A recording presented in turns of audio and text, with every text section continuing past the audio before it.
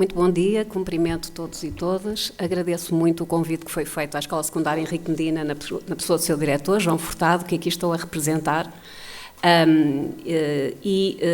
Intitulamos esta reflexão, indo buscar o tema da jornada, uma avaliação pedagógica ao serviço do desenvolvimento humano, as pessoas e o currículo, porque realmente são dois vetores fundamentais na escola.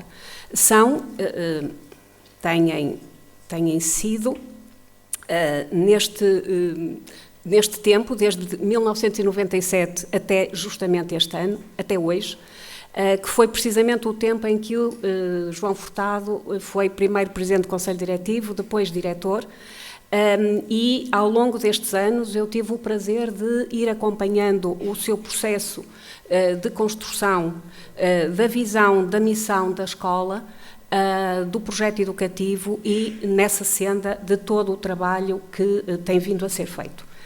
A escola vê-se como uma comunidade aprendente e assume e consolida o seu perfil de escola pública, curricular e humanamente inteligente, ou seja, desenvolvendo as práticas que permitem que a sua missão de prestar um serviço de educação pública universal, promovendo a disciplina e a excelência para todos e por todos, se tenha vindo a assumir cada vez com mais força.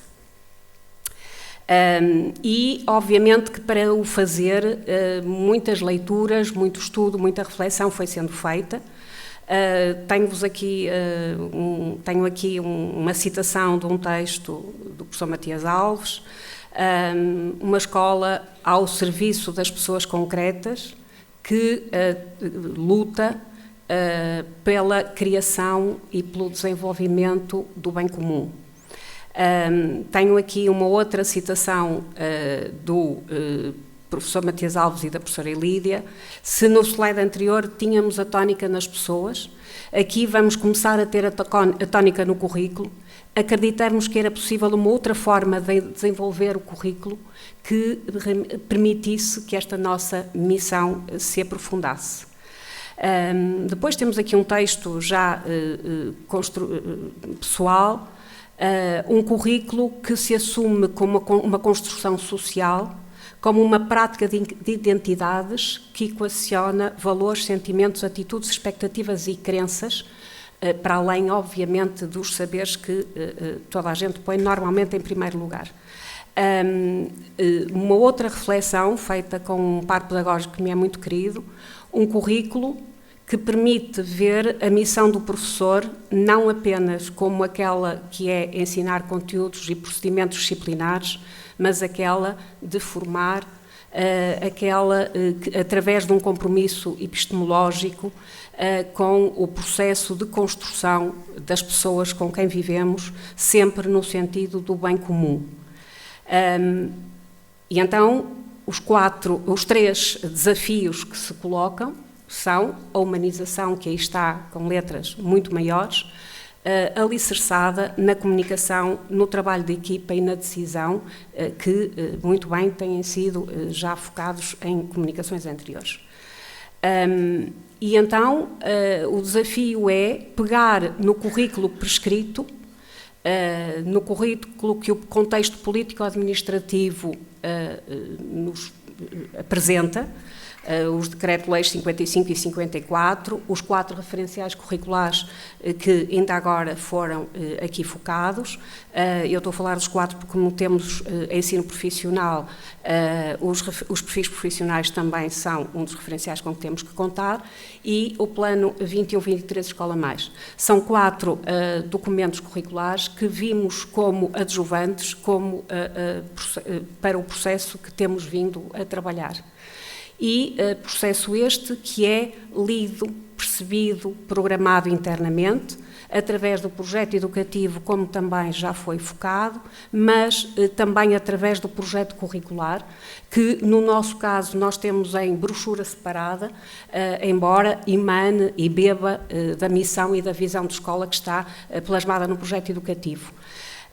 Na vertente deste projeto curricular em que nós refletimos sobre o que ensinar, e também o Matias hoje já referiu aqui as palavras do António da Nóvoa, quando refletimos acerca do que vale a pena ser ensinado, temos lá todos, porque vale a pena ser ensinado aquilo que nos une, todas as línguas, as literaturas, as artes, a música, o desporto, a história, o que nos liberta, todas as ciências, matemática, ciências experimentais e a filosofia, o que torna a vida decente, ou seja, a relação entre a ciência e a consciência, que é realmente o foco do nosso trabalho na Henrique Medina. Desta reflexão emana também no projeto curricular a reflexão acerca de então o quê, quando e como avaliar. Daqui decorrem os planos, os sucessivos planos de ação estratégica da escola, que neste momento e desde que o 21-23 está em vigor, vai lá beber muitas das orientações, os planos de atividades de turma e agora centrando-nos nas questões da avaliação, o nosso referencial de avaliação. Referencial este que bebe também, mais uma vez, Matias Alves, destes ensinamentos de que avaliar deverá ser e, sobretudo, fazer aprender. Portanto, se nos perguntarem o que é para vocês avaliar é fazer aprender, como ensinar é fazer aprender. Avaliação pedagógica, que nós percebemos, e já foi dito também pela professora Ilídia, numa articulação, num triângulo, ensino, aprendizagem, avaliação, que se desenvolve numa avaliação para as aprendizagens, portanto, tendencialmente formativa, e também numa avaliação das aprendizagens, tendencialmente sumativa, que poderá ou não ter depois intenções classificatórias. Poderá ou não, conforme sintamos que o processo já está numa fase em que pode ser realmente balizado. Agora, o que é muito importante é que esta avaliação pedagógica ative processos complexos de pensamento, é que ela faça pontes entre o que é importante aprender e o mundo dos alunos, porque realmente temos lá todos os alunos e, tendo todos os alunos, temos crenças, representações de vida e vidas muito diferentes, que esta avaliação envolva de forma deliberada, ativa e sistemática amplas oportunidades para os alunos elaborarem o seu pensamento e desenvolverem as suas aprendizagens, que organizem tendencialmente o currículo em temas-problema, grandes ideias, tópicos narrativos, que assuma a cultura como competência, que assuma o conhecimento como algo que é poderoso porque nos dá voz, e que, obviamente, forneça, solicite feedback, porque quando falamos de feedback, e como também foi muito bem dito pela Ilídia ainda hoje, estamos a pensar não só no feedback que o professor dá, mas no feedback que o professor convida o aluno a dar a ele próprio, com base nas ferramentas que está a usar, sempre no sentido de apoiar e de orientar os alunos. Uma avaliação ao serviço da aprendizagem, portanto, sumativa e sumativa, de referência criterial, em que a vertente é essencialmente a vertente da realização. Falou-se aqui muito bem nas diferentes funções da avaliação, e nós na escola tendemos muito a centrar-nos em duas: a função realização, a função medida. Tudo quanto é função realização abarca todas aquelas formas de operacionalização da avaliação que contribuem para que o aluno construa o seu processo de aprendizagem. Quando chegamos à avaliação como medida, é sinal que há um processo que pensamos que foi terminado, que é preciso perceber se foi ou não, e, novamente, remete para a função de realização, porque tudo aquilo que ficou por fazer terá que ser feito a seguir. Todas as apresentações aqui fizeram iniciar os processos de avaliação com os objetivos de aprendizagem. Obviamente, eu só queria aqui salientar que eles têm que abarcar objetivos sociais, de vida e, obviamente, também de aprendizagens curriculares.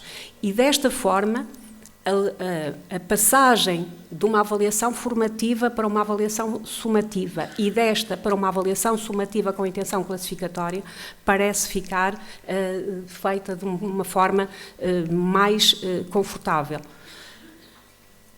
O centro aqui está na noção de critério e nos critérios, porque realmente pensamos que é a explicitação de critérios, que é no fundo a explicitação das regras implícitas que todos nós professores temos acerca do percurso que queremos que o aluno faça, que para alguns alunos também é implícito. Na minha geração era sempre implícito, porque os professores não explicitavam estas coisas, porque realmente as nossas formas de viver eram completamente diferentes dos dias de hoje, mas hoje, quando temos na escola todos, é preciso que estas regras implícitas sejam explicitadas, que envolvam, que se insiram numa intencionalidade pedagógica, que envolvam uma lógica analítica, que permita aos alunos seguirem os descritores dos critérios para construírem a sua tarefa e depois descentrarem-se e, no dia seguinte, olharem para a sua tarefa como se ela fosse de outrem e revê-la, construir o seu próprio feedback, na base da qual o professor construirá o seu. E isto resulta num processo mais fácil e menos moroso e menos exigente para o professor do que quando nós damos logo diretamente o feedback. É ainda uma lógica analítica que permite que os alunos sejam ajudados na construção e na explicitação do seu sistema de representações, porque nós sabemos perfeitamente que os alunos, que todos nós aprendemos, se aquilo que nos está a ser passado fizer coerência com os nossos sistemas de representações e de crenças. Ora, se nós não consciencializamos quais são as nossas representações e as nossas crenças, dificilmente conseguiremos o choque cognitivo que permite a aprendizagem. E, obviamente, então, que alinhar a tarefa, os critérios com os objetivos da aprendizagem é fundamental e, avançando, escolher quais são as ferramentas de avaliação que, referidas a critérios, nos ajudam neste processo é fundamental também. Na escola, desde há 3 anos para cá, privilegiamos as escalas, as escalas de classificação, as listas de verificação e as rúbricas, de acordo com as tarefas que estamos a solicitar aos alunos e, obviamente, tentando ir afinando o seu processo de construção e de utilização. Obviamente que, para os desempenhos dos alunos, as rúbricas, como já tem aqui sido focado por todas as comunicações e pela conferência da professora Ilídia, são mais úteis neste processo de co-construção com os alunos dos descritores dos critérios e de orientação, com a função de orientação. E falou-se também no perfil dos alunos à saída da escolaridade obrigatória e durante alguns momentos, quando o perfil surgiu, na ânsia de ir a tudo, víamos nos documentos de gestão curricular dos professores as letras todas, das dimensões todas do perfil dos alunos. E quando perguntávamos, mas tu trabalhas isto tudo com os alunos? Ah, não, então para que é que está aqui? Não é? Que é a lógica de há bocado, se não trabalhas, não avalias, se não trabalhas nem avalias, não precisa de estar aqui. E então começamos a afinar o nosso processo construindo uma coisa deste tipo. Não foi esta, mas é deste tipo. Pegamos nas 10 áreas de competências. estudando os teóricos que falam sobre avaliação e sobre critérios, o critério é um conceito que tem a ver com a competência, não é? Enquanto o seu descritor tem a ver com a situação. E, portanto, pegamos nas 10 áreas de competências do perfil dos alunos, começamos a imaginar tarefas avaliadas pensando numa só área e fizemos este exercício em grupos disciplinares. Então, qual poderia ser o conceito, o critério, que traduziria, que face a este texto do aluno, analisando o texto, a linguagem do texto, traduziria o ideal a alcançar? Se calhar a correção.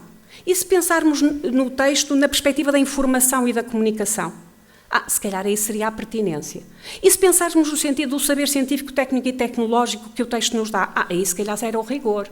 Pronto. E obviamente que não surgiu uma palavra só, surgiram várias palavras. E depois fomos à regra dos critérios, que é serem mutuamente exclusivos. E então, eu vou dar o exemplo mais simples de todos, que é cooperação e colaboração. Estava lá a cooperação, estava lá a colaboração, mas tem sentido estarem os dois.